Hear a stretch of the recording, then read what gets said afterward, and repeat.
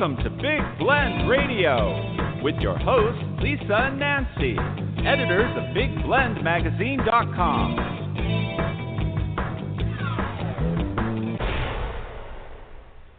Welcome to a special Big Blend Radio Earth Day show, broadcasting from the historic Coronado Motor Hotel in Yuma, Arizona, the headquarters for our Love Your Parks tour.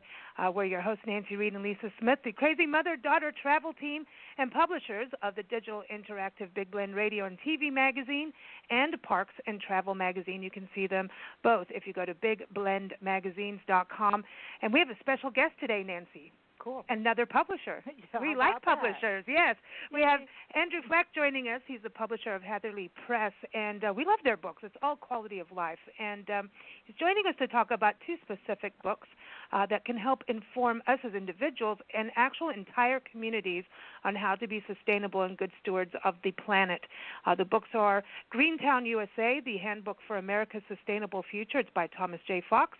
And You Can Save the Earth, a handbook for environmental awareness, conservation, and sustainability, and that is by Sean K. Smith. You can go to HatherleighCommunity.com or Hatherleigh Press to go get them. Obviously, Amazon, all those great places, but both really good books. And You Can Save the Earth has its own coloring book. We like that. We like that. We like it a lot. Welcome to the show, Andrew. How are you? I'm doing great, and listen, I thank you so much for giving me and our wonderful authors this moment to share some ideas and conversations around the themes of sustainability. And, you know, it's really one of those passions personally of mine.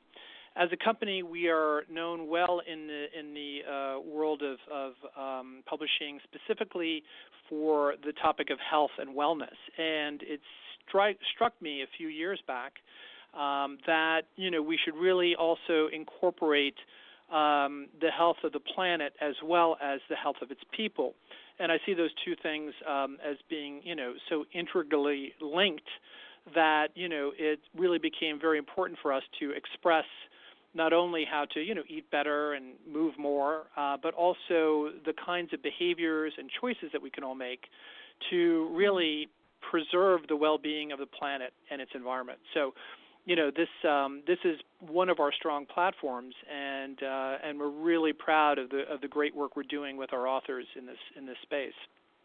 I think it's awesome. I think, you know, the one thing is if we don't have a healthy planet, we don't have healthy people, and we don't have healthy animals. You know, everything we do is connected to the health of the planet. And I think it's important, as anybody that's in the world of education, and that is publishing books, publishing magazines, whatever you're doing in that place, to take on that role of being stewards of sustainability. Anybody in business should be doing that and using their platform as a good example. And I think these books definitely, Greentown, USA, really struck Nancy and I both because we do a lot of speaking as we travel on our Love Your Parks tour, and we go to communities and see changes. Where we are right now, Yuma, Arizona, there's some great examples of where they've taken a landfill, a toxic landfill, and restored the wetlands and created hummingbird gardens and dog parks and things like that. And so when we see things like that, it's exciting and it shows it can happen. But Greentown, USA, this is an extraordinary story, and apparently you've been to the actual town, which is Greensburg. Right, and you know, in a quick thumbnail, Greensburg, Kansas was leveled by a tornado, an F5 tornado, which is the largest tornado on the scale. Essentially, the main city was flattened, and the day after this incredible disaster, they held a town meeting to discuss moving forward. You know, how do we rebuild? How do we start over? And one gentleman, Daniel Wally, came forward and presented this idea. He's just, you know, a community member, you know, no one really in government or doing anything outside of just being a good citizen. He presented this idea of creating a new city built on sustainable principles. And it was really something, you know, we're talking about Midwest America, you know, not necessarily, you know, as, forward thinking as some of, the East and West Coast cities that, people are very, embraced around environmental issues, from early on. It's a, traditional, conservative, farmers, ranchers community, and they all jumped on board this idea. So they all saw the value of connecting around this notion of sustainability, and remarkably, miraculously, there was so much buy-in, not only from the citizenry and the local government, but also the state and federal government jumped on board as well. It was at a time when we were kind of just starting to have these conversations in our communities, and the support they received really became quite extraordinary. So they focused on rebuilding the major structures in the community around, the LEED certification standards. So in other words, the most sustainable materials. They deployed wind energy. They looked at, revisiting the community from a sustainable basis, and remarkably, as I mentioned, Daniel Wallach was sort of the inspirational person behind it. They formed committees, organizations, and started to share their knowledge as they were moving forward with other communities. I know they got very involved in another city, Joplin, Missouri, when they were just sort of flattened as well by another tornado. Greensburg, Kansas came in through their initiative and helped out with Joplin's rebuild. But really, the purpose of our Greentown USA book, was number one to really tell that story of the destruction and the rebirth of this central state city, Midwestern, the plains of Kansas, how they embraced the sustainable practices for their rebuild and the lessons that they learned. And then also to share those lessons, and this is where I think the book is strongest. It really is for anyone who is a community member, an activist in their community, a government individual in their community, anybody who has a business leader, anybody who takes, to heart the important message of sustainability and wants to be able to do something where they are. This book gives the inspiration and also the experiential know-how so that people can move forward and start those dialogues and really start to make those efforts. For example, our publishing company used to be in New York City. We had an office in Long Island City, which is in Queens. We moved upstate to the Catskill region of New York about 10 years ago. And in our community, we were able to open that dialogue. So one of the things we do is get involved as we can, and we're in a small village, 300 people in upstate New York. Oh, wow. So wow. quite dramatic difference from, being in, the metropolis of Manhattan and Long Island City, New York.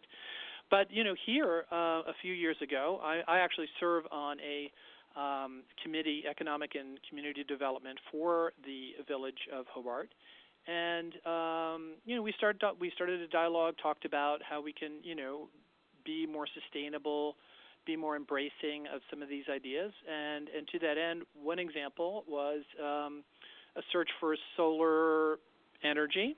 And this is early on. Right now it's a little bit more common, but, 5-6 years ago, there were very few players in this field in the upstate region. We were able to secure a company to come in, and now all of our municipal buildings in the village of Hobart are covered with solar panels. So, we're saving an enormous amount of money, and the village is now a green village in upstate New York. So, again, this is something I did through my lessons learned in the Greentown USA story, taking those ideas, showing up at a village board meeting, and normally these kind of meetings are pretty participated. Not a lot of people go and support their local government, but it's a great opportunity. And you'll find hardworking people who want to do the right thing.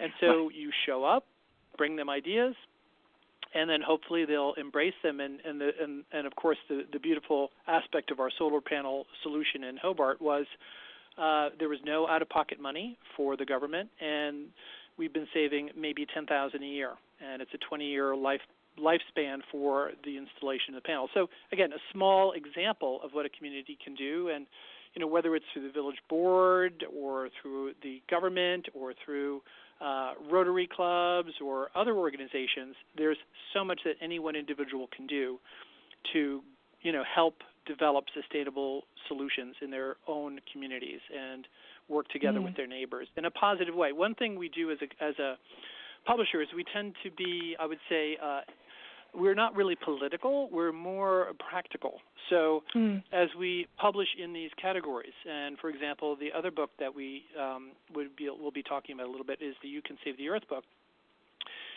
We don't want to overdose, our reading populace with, pedantic or political speech. What we want to do is really provide sustainable takeaways that can be actualized regardless of where you lie on the political spectrum.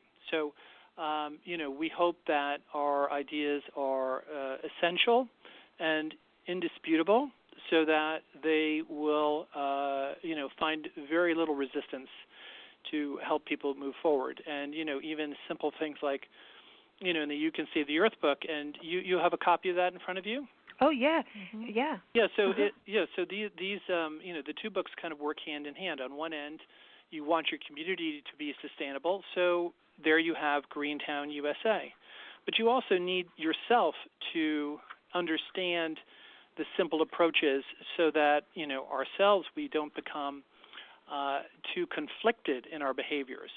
And so with the You Can Save the Earth book, we put forward basic reasons why we should save the earth, why as individuals we should care. And then number 2, we put forward simple ways, and we call it 7 simple ways. So 7 reasons why, 7 simple ways. And I can certainly share some of those, and I think the ways, the reasons why are, can be pretty self-explanatory, so your readers will enjoy that. But in terms of the ways that we can, approach the sustainability solutions. For example, number 1 is loving the earth. In other words, if you don't care about something, why would you want to look after it? So I think we have a very substantial disconnect. People aren't really as earth conscious as perhaps they might want to be, and so developing a relationship with the earth is a great way to start caring more for the earth. And one way to start to love the earth is, get outdoors, start hiking. Go and now to the there's park, more and more. like what we do.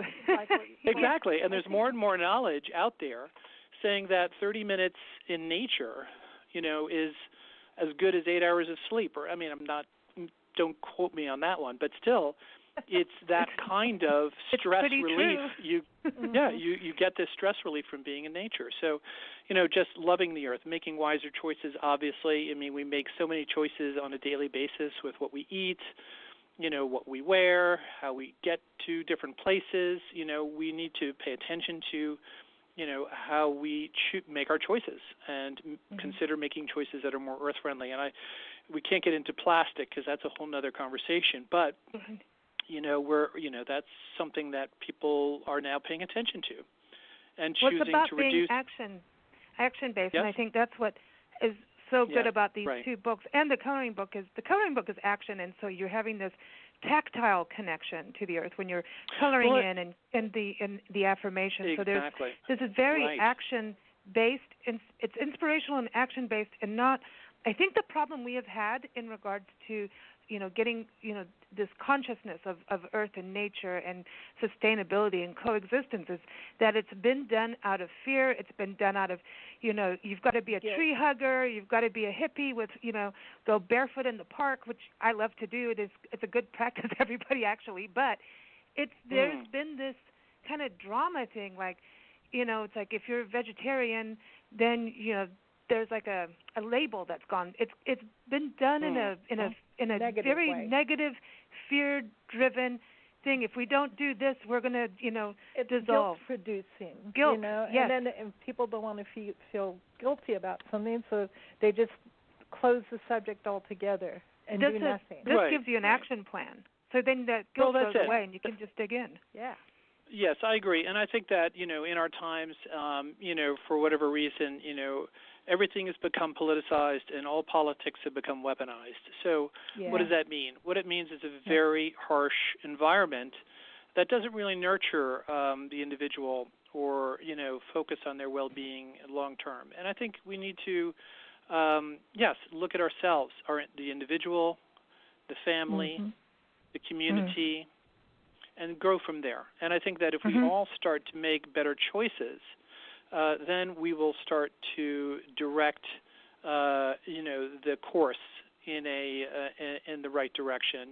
Like the 10,000 taps it takes to move a large object and point it slightly differently. So, again, it's where do we want the instruction to come from? Within or from some other larger, governmental entity telling you what to do. I think we like to feel as American citizens that we are, able to make choices. But again, we need to be considerate about our choices. And one thing we also talk about in the book, and again, it's a simple expression. It's not complex. So the book would be ideal for great gift as for grads of high school, or college-age students, or, anybody, heading out into the world looking for more inspiration. But, for example, repairing things. I mean, when I grew up, everything was repaired, whether it was a piece of electronics or clothing. And now we've become so much a disposable culture that, we are tossing everything rather than paying attention to what we have and taking good care of it. So, again, back to loving the earth and making good choices, but also the very practical aspects of, recycling, reusing, and repairing things to keep them alive in our lives much longer. And I'll tell you, not to plug anybody in particular, but the Patagonia clothing company now has a very, very strong repair policy. And, if you have a jacket you purchased 15 years ago, you can walk that into any Patagonia store. And if you have a broken zipper, which happened to me not long ago, they'll be happy to take it in, repair it for you, send it back to you, no charge. And if they can't fix it, but they'll give you credit to purchase a new item. So, again, there's a company with, making its own decisions, living by principles it believes are essential for sustainable practice, and then doing action steps, involving their consumer base to demonstrate and actually support their words. So, in other words, they walk their talk, and that's very important too. I think a lot of times, and they save land. They put money towards parks. Oh, absolutely. Absolutely. They're I think they're terrific, and I think they recognize that a lot of their customers are outdoors people who are looking to see those kind of decisions and choices made. So they're definitely in touch completely with that understanding. So so these two books, and like you mentioned the coloring book. I think the coloring book is kind of interesting, and especially in this day and age of adult coloring books. That was sort of a new trend that emerged in the last few years in publishing. We did want to have that interactive sort of, therapeutic, if you want to call it, aspect of learning and, reading and drawing and coloring, to help make those connections further. Again, it's, there's so many different ways that you can stimulate the mind and the creative process. And so the coloring book in support of the handbook was really seen as another great way to just encourage and, help coach, individuals to make better choices. And definitely it's not only for adults, it's for kids, anybody who, cares about the planet or, wants to encourage that.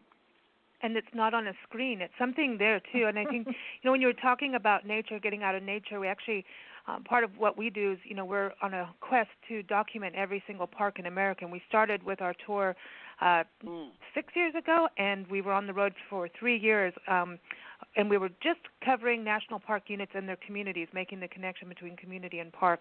And then we realized that every single park matters, your community park, your city park. And so now we're the Love Your Parks tour so that we can do every single one. And what we see is this amazing thing happen where you will have families of all ages, families and friends in a park. And when you talk about this, it's non-political.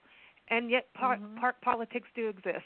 And we have to stand up for them. But everyone's together in a park having fun, all ages, all colors and races and everything. And you just see this really happy piece of just a peaceful place when you see that. And so I just know that going outside really helps everyone. We started a Facebook group, hashtag 1 hour walk, just to get people to realize you don't have to be an athlete or an Olympian to go out in a park and take a walk. A lot of them are you could be in a wheelchair or be strolled around by your mom or something. They're really ADA compliant, a lot of them.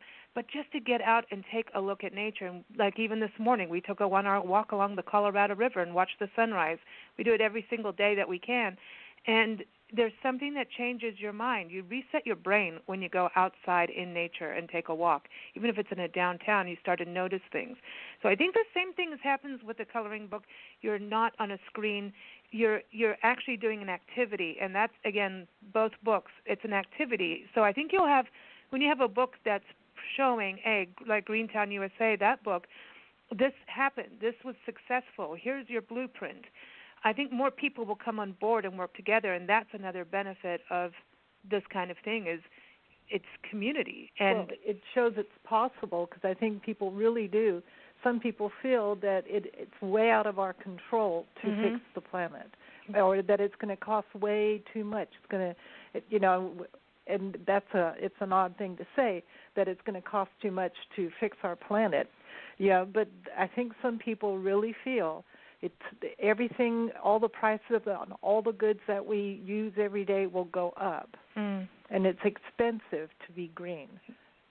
Right, and there are also there are also some cost-free fixes that we can attend to right away.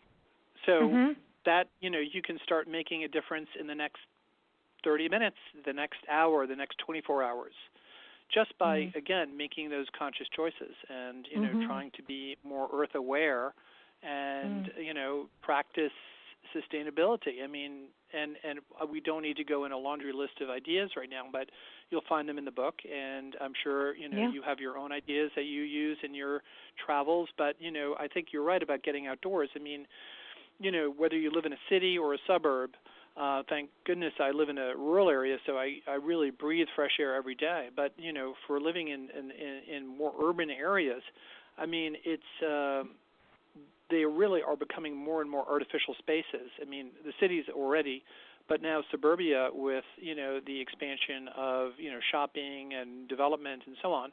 I mean, all these open spaces are, becoming strangled by, new development. I've seen it out where my, brother-in-law lives in California, beautiful farmland in California.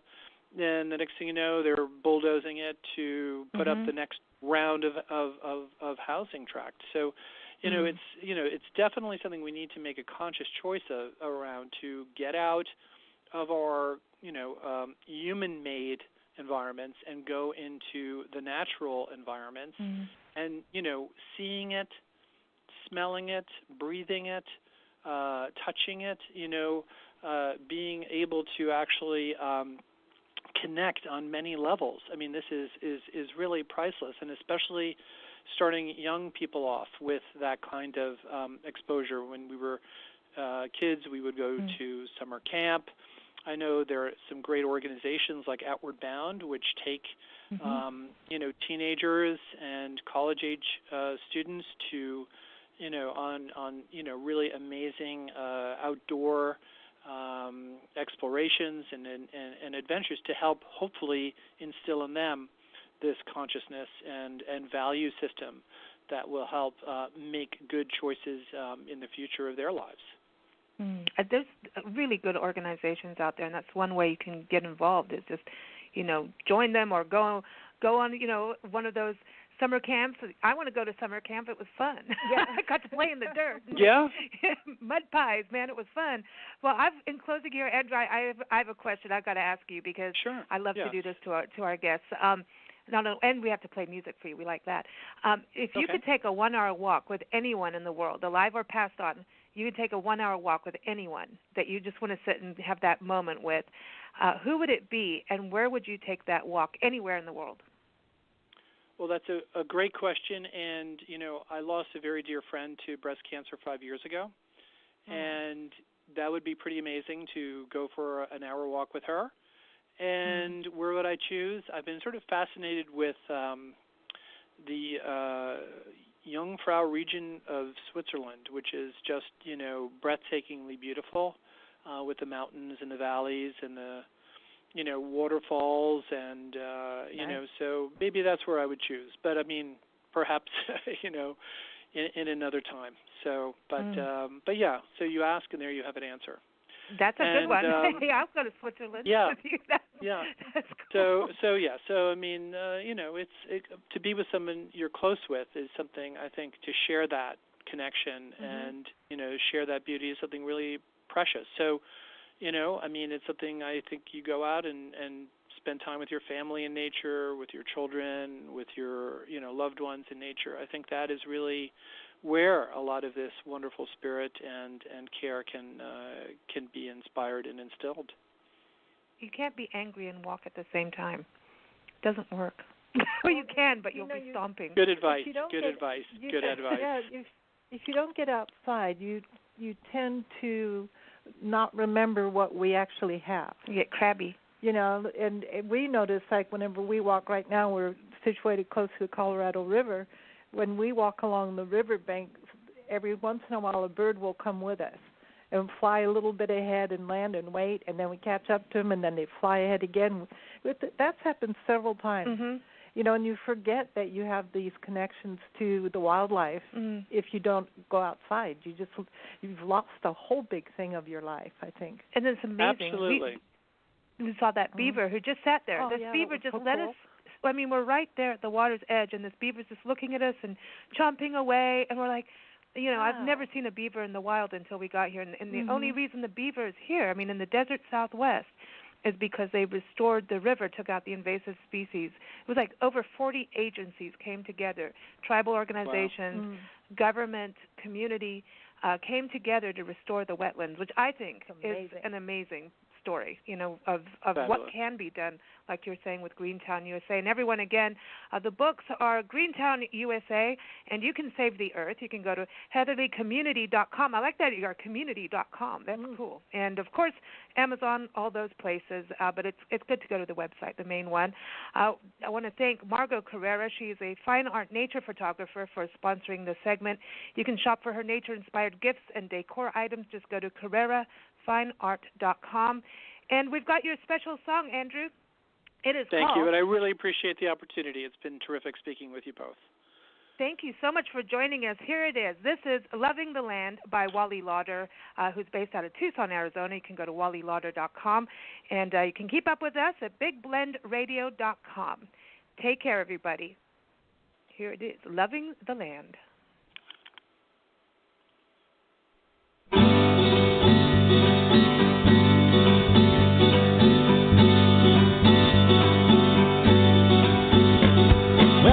Sitting on my back porch, my guitar in my hand, and I'm looking at the afternoon, I'm looking at the land.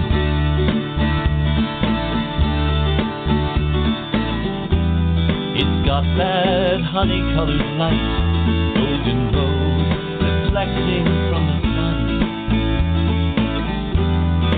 Steps outside and asks me, what are you doing, hon?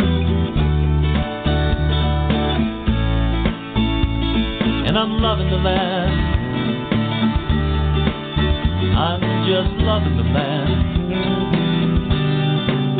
I'm loving the land. I'm just loving the land. Got an angel in in my corner, must have Buddha at my side.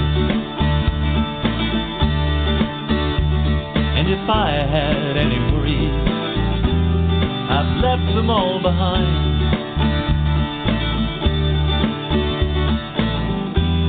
Maybe it's the time of day, maybe it's the light. Blame it on the air I'm breathing, but I couldn't feel more right. And I'm loving the land, I'm just loving the land. I'm loving the land, I'm just loving the land. Afternoon light on a simple corner lot in a humble town, waiting for the sun to go down.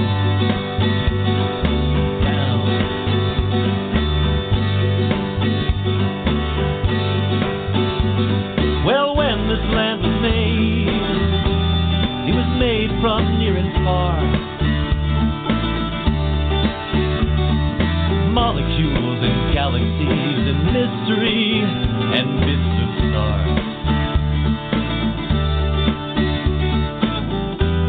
And I'm just letting go like leaves to the wind. I'm floating on a feeling, I'm just giving in. And I'm loving the land, I'm just loving the land. I'm loving the land, I'm just loving the land.